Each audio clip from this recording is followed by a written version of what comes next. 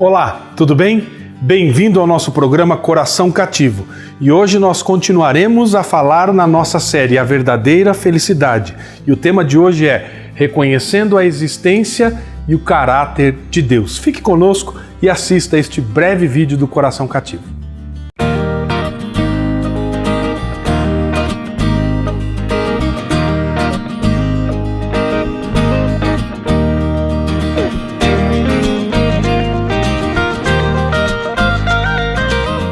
No Evangelho segundo Mateus, capítulo 5, verso 4, o Senhor Jesus nos diz: Bem-aventurados os que choram, pois serão consolados.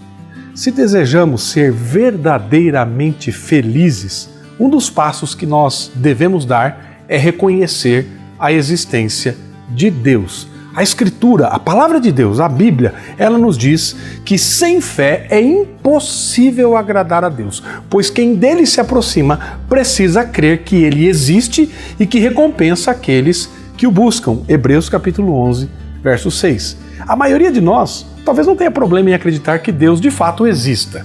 De fato, mais de 93% dos brasileiros dizem acreditar em Deus e menos de 3% se dizem ateus. E falando sobre ateísmo, David Foster Wallace, ele nos diz o seguinte: não existe ateísmo de verdade. Não existe ausência de culto. Todo mundo cultua. Nossa única escolha é o que cultuaremos. Todas as pessoas vão adorar alguma coisa. A grande questão é, que tipo de Deus as pessoas creem? Que tipo de Deus as pessoas adoram? Sendo assim, a questão mais importante não é se Deus existe, mas a verdadeira questão é que tipo de Deus eu creio, no que é que eu creio. E pensando sobre Deus, infelizmente, muitos de nós temos algumas ideias estranhas sobre como Deus é. E a questão para muitas pessoas não é se Deus existe ou não existe, mas sim que tipo de Deus ele é, como que é este Deus. A minha pergunta para você é, o que você acredita a respeito de Deus? Alguns acham que Deus é parecido com os seus pais biológicos. Isso pode ser até trágico, porque se você teve um pai abusivo, distante, sempre ausente, haverá uma tendência em você a olhar Deus dessa forma também. Outros preferem criar a sua própria ideia de Deus. E por isso é muito comum nós ouvirmos algumas pessoas dizendo: eu gosto de pensar em Deus como um Deus amoroso, como um Deus de paz, um homem que está ali, que vai a fazer isso ou aquilo.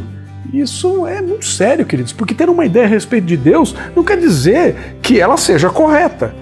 Na verdade, não importa como eu gosto de pensar sobre Deus, mas o que importa é aquilo que Ele realmente é, revelado nas Escrituras. Por isso, eu não preciso apenas reconhecer que Deus existe, mas eu preciso entender e conhecer o caráter de Deus, quem Ele de fato é. Até que eu saiba como Deus realmente é, eu não vou conseguir confiar nele.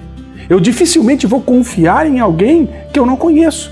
Felizmente, Deus, Ele deseja que nós o conheçamos. Por isso, há quase 2000 anos atrás, 2000 e poucos anos atrás, nós vemos o Senhor Jesus vindo a este mundo para revelar isso a nós. Jesus, Ele divide a história entre antes e depois. Por que Ele fez isso?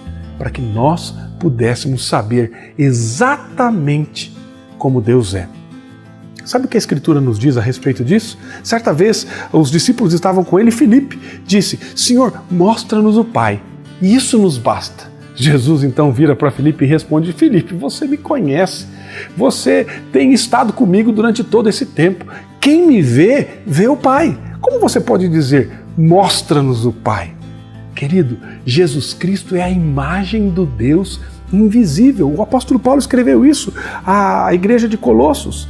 Isso quer dizer que Cristo é a expressão visível do Deus invisível. Então, se nós queremos saber como Deus é, basta você olhar para Jesus, porque Ele é a expressão visível do Deus invisível. Olhando para o caráter de Deus a partir da vida de Jesus Cristo, quando esteve conosco aqui na terra, nós percebemos que Deus, Ele conhece tudo sobre a nossa vida, tudo sobre a nossa situação. Deus sabe de tudo que você já passou na sua vida, meu amado. conhece as coisas boas, as coisas más, os altos, os baixos, tudo o que você já passou, esses momentos difíceis. O Salmo 31, verso 7 diz: pois viste a minha aflição e conhece a minha angústia, a angústia da minha alma. Deus vê as nossas crises. Deus, Ele conhece o nosso passado, Ele conhece o nosso futuro, Ele conhece o nosso presente.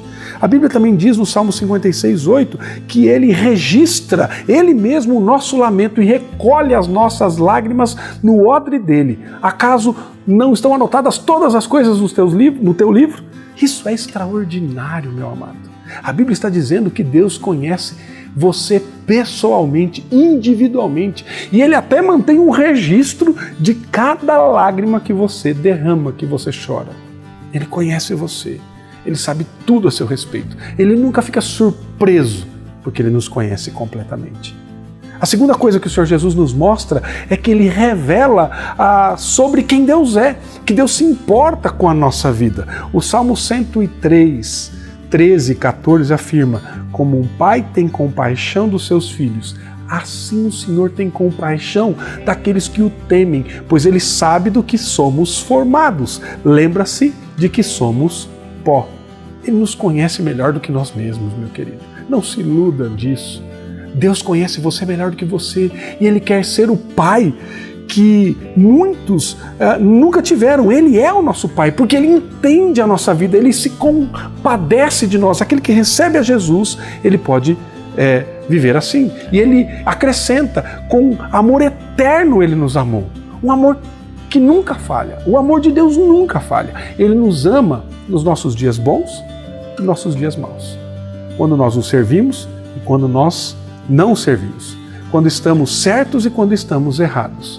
Deus ainda nos ama quando estamos irados, quando estamos egoístas ou quando perdemos o controle. Ele nos ama mesmo quando estamos fazendo algo que fere o seu coração. Sabe por quê, querido? Porque o amor de Deus é incondicional. Não está baseado no nosso desempenho, mas é baseado no seu caráter. Não é baseado no que fazemos, mas em quem Ele de fato é. E Deus é amor. E ninguém nunca vai nos amar do modo, da maneira como Deus nos ama. E Ele diz que Ele demonstra esse amor por nós, dando Cristo para morrer em nosso lugar, em favor dos nossos pecados, enquanto nós éramos ainda pecadores. Mas além de conhecer tudo sobre nós, de se importar conosco, com os nossos problemas, Deus, Ele pode mudar toda a nossa vida. Ele muda tudo aquilo que somos. Jesus, sendo Deus, Ele revelou o seu poder para transformar totalmente a vida das pessoas.